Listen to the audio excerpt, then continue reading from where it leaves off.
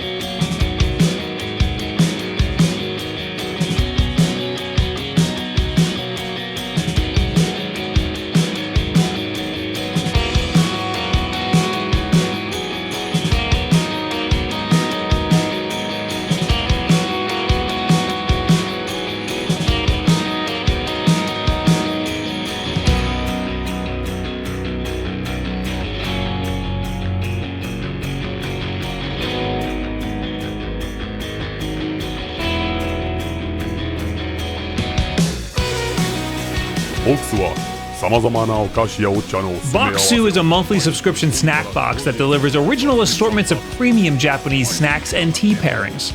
Each month you'll receive a box with a different theme, so you'll always get new snacks to try. It even comes with a cultural guide that details each product's origins in Japan, and it's shipped straight from Japan right to your door. Get 10% off your own authentic Japanese snack box with Boxu, and get up to 47% off by using my code WolfDen10 and the link in the description below. That code also helps support this channel, and thank you very much, Boxu, for helping support us here. Oh, it's the fish one. Hey, my name's Bob Wolff. I'm from Class 2B. I can pretty much guarantee that the rest of this video isn't going to be as good as that sponsor spot. Anyway, pretty much all we're doing is putting RetroArch onto an Xbox. And it works the same across Xbox One and Xbox Series S and X. So if you have one of those older consoles and you want to breathe some new life into it, you can perform this mod. And like I said, it doesn't ruin your Xbox or avoid the warranty or anything. You can revert back to playing regular old Xbox games by essentially just changing a setting and doing a normal reboot, although the reboot might take a little longer than normal. If you do perform this mod, you will see that the emulation for most consoles is fantastic. And you may be saying to yourself, well, it better be fantastic. This is a 2020 console playing games that are over 20 years old. But emulating an entire other system's architecture is no easy task. It's why there's so much work being done in the emulation community to get retro consoles to be optimized correctly for even modern PCs, or in our case, a modern Xbox Series S. Naturally, certain consoles are easier to emulate than others. As always, this isn't a tutorial. I'm just here to tell you my experience, whether or not it's really as good as people say it is, and whether or not it's worth it to perform something like this. And if you would like to try it for yourself, I will leave links to the tutorials that I used in a card right here and in the description below. Normally, mods like this require flashing the whole console and deleting everything on it. But in this case, Microsoft was gracious enough to allow us to use a developer mode. It's $19 to unlock, but this is what allows us to be able to switch so easily between playing our retro games and, like, Warzone. It's unfortunate that it costs any money at all, but Microsoft is basically allowing us to jailbreak their console without any consequence. Is that Stockholm Syndrome? There's probably a way around this, but I'm willing to part with $19 to make my life easier. All you have to do is go to the Microsoft website on a computer and register as a developer. Then you have to download the Dev Mode Activation app onto the Xbox itself. Then just click Next a bunch of times. After a short reboot, for me, it seemed like it didn't take. This is a known glitch, apparently. The way around this was going to Settings, System, Console Info, and pressing all of the trigger and shoulder buttons together, which opened up a secret option for developer settings. From there, you can activate developer mode. Again, this is only if the Dev Mode Activation app didn't perform the update correctly, like what happened to me. After what seemed like a very long reboot, it finally loaded into developer mode. From here, you just log into your Xbox account as if you're logging into a new Xbox, and you type whatever web address that shows up here into a web browser on your computer. This allows you to send files to your Xbox from your PC over your local internet via your web browser. From here on your computer, you download RetroArch for Xbox and its Visual C++ dependency, fart that over to your Xbox using the browser, and it's kind of amazing. It just works. RetroArch already has a lot of cores already for you to run most of the stuff that you're going to want to play, but of course, no games. Some of the settings are also a bit wonky because nothing is ever easy with this shit. I believe I was using this Ars Technica article as a tutorial up until this point. It wasn't very good and it left a lot out, but I'll leave a link to that in the description below anyway in case you happen to want to check that out. Overall, it took me less than an hour to complete this, and the hardest part for me was just figuring out my Microsoft password. At this point, I switched over to Blaine Locklear's video tutorial, which was fantastic. He tells you how to actually get all of your games on there, which was pretty much just as easy as slapping a USB thumb drive right into the front of the Xbox. The front USB port is drive E, which is important to know when you're in RetroArch and you're faced with the option of every letter in the alphabet. I didn't have a USB thumbstick. I don't know where the hell all my USB drives went, but I did have this random SD card that just so happened to have all of my ROMs on it already from a previous project. Isn't that neat? I need to do more with my life. Blaine's video also shows you some important configuration options and all of the stuff you should update. The most important configuration and probably the biggest pain in the ass of this whole system is that the default menu is broken. There's supposed to be more information at the top that you can't see. So to fix this, you switch the video driver to GL. However, you can't play GameCube games with GL. You need to switch it back to Direct3D 11 and reboot every time you want to play GameCube, which is annoying, but I guess a minor inconvenience. I wanted to rush through all of the setup to get to the important bit, the emulation and how all of these games run. And I'm not exaggerating when I say that these games run fantastic. This is the best emulation for most of these consoles that I have ever seen on any device, except for Dreamcast for some reason. Dreamcast didn't run too good. You can probably tinker around with RetroArch to get it to run a little better, but I didn't fool around too much. The first game I tried was Sonic 3 for some reason. Keep it simple, I guess. But it ran flawlessly. Genesis emulation usually isn't a problem. From there, I went straight to GameCube because I just had to see it. Super Mario Sunshine runs phenomenally. There were like 2 minor frame skips, but overall, I was super impressed. And the Xbox controller support is so good that the triggers even have pressure sensitivity, something the Switch port didn't even have when it launched.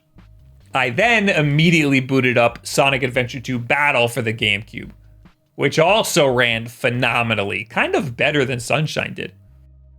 I tried this GameCube game specifically because I could also try it on Dreamcast and compare the emulation between the two.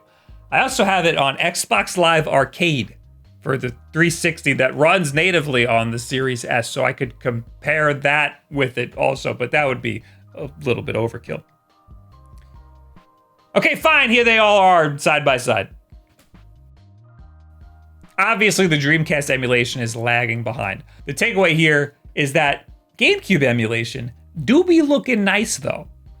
Smash Brothers Melee had some hiccups here or there. That game is pretty resource heavy. The intro cinematic even makes things chug, but playing the actual game wasn't a problem. It only really had hiccups at the beginning of a match and if there was a lot going on at once. Did you know that you can't use the C-stick at all in Melee's single player mode? But you can in the versus mode? I thought the emulator was broken. I thought the right stick wasn't working, but no, it's just how it is. However, I couldn't get F-Zero GX to work for some reason. That could be a fluke. There could be other GameCube games that might not work. Overall, I was very impressed by the GameCube emulation, but the N64 emulation is what had my jaw on the floor. N64 emulation is notoriously hard to achieve because the hardware is pretty jank and there's all this variation between hardware because of all the different cartridges that the games come on. Mario 64 ran beautifully. Perfect Dark is a game that usually gives emulators some trouble, but the Xbox and RetroArch handled it like a champ. There were hiccups during the intro, but nothing notable during gameplay. Frames dipped when there were a lot of enemies on screen, but honestly, this is normal for even original hardware. A lot of N64 games ran at under 30 frames per second. I think the only N64 game to run at a full 60 was F-Zero X, which runs just fine on here too. I couldn't get my Metal Gear ROM to work on the PlayStation emulator. Metal Gear is sometimes hard for me to run on a lot of these emulators.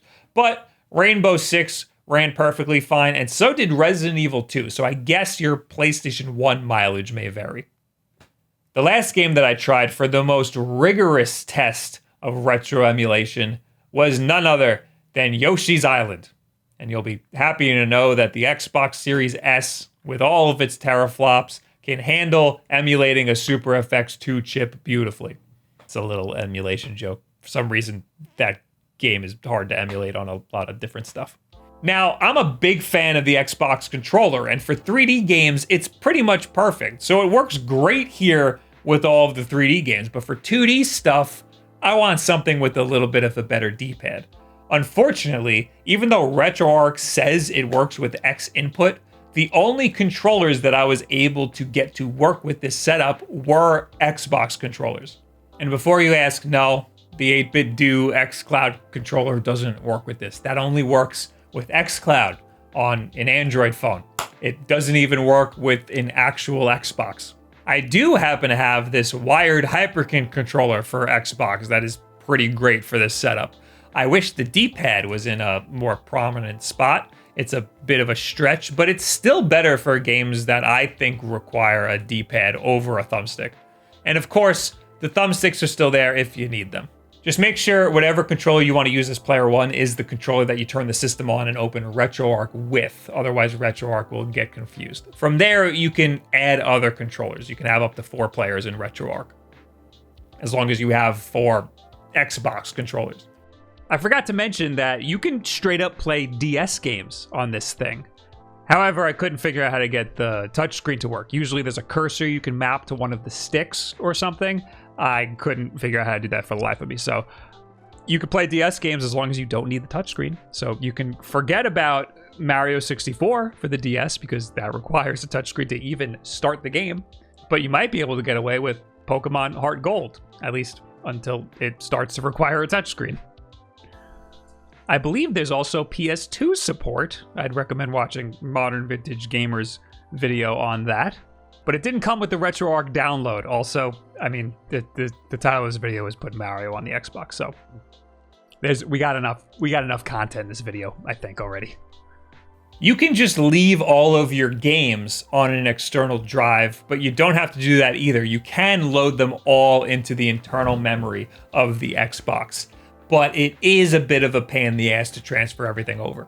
The upside is that it will greatly decrease the loading times within RetroArch. RetroArch makes a copy of whatever game that you open, so it copies it off of the external drive and holds it on its internal drive temporarily until you're done, and then it'll just delete it. And obviously, this could take a really long time if you're thinking of a 1.5 gigabyte GameCube game. This can be a drag if you're trying to quickly jump between different games, which you might do if you're trying to film a video. about this setup.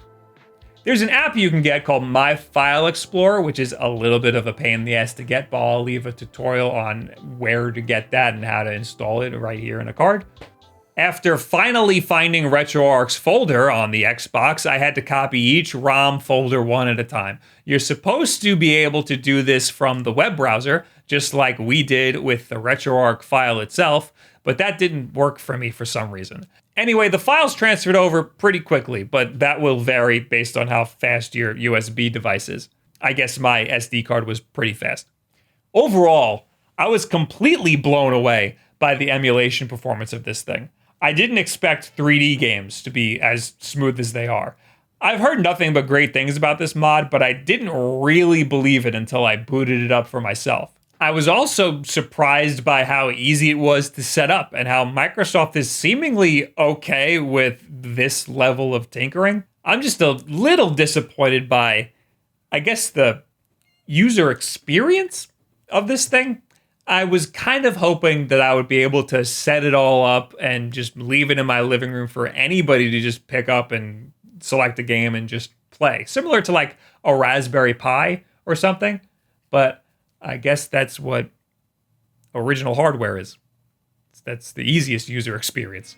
Also, it's kind of a miracle that RetroArch works on here at all.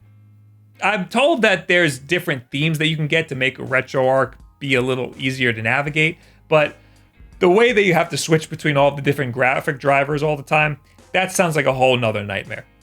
What you should take away from this video is that you can have a great time with your Xbox as an emulation device with minimal effort. I encourage you to give it a shot using the tutorials that I've linked below and in the cards up here. Just don't ask me how to get games. I'm gonna call the cops. What do you guys think about next-gen Xboxes and making them into emulation devices? Does this give you a good reason to purchase something like this? Do you have one of these already and you're gonna give it a try, or are you just not concerned at all? Leave it in the comments below. Add me on Twitter, and all this other social media garbage. Listen, if you've been trying to justify getting yourself a Game Pass machine, this might be the thing to tip you over the edge. It's a Game Pass machine that can also play GoldenEye, and you can use all of your Xbox controllers on it. And it plays GoldenEye very well. You might have seen some clips in this video from my live stream over on twitch.tv/Wulff. I did another one of those live streams where I was working on this video, and I'll probably do more of those in the future. Also, we put that Twitch stream into a bite-sized format over on youtube.com/Wulff clips. So you can check out that channel if you don't want to go to Twitch. Maybe you don't want to go over to Twitch, but you want a little bit more of me. How you doing? Of course, we got new videos here all the time, at least once a week. The most important thing that you can do to help support us is just subscribe here. Thank you very much. And share this video with a friend who maybe has one of these collecting dust, and maybe you can get him to make some use out of it. Thank you very much. Have yourself a good week there, you know what I'm saying?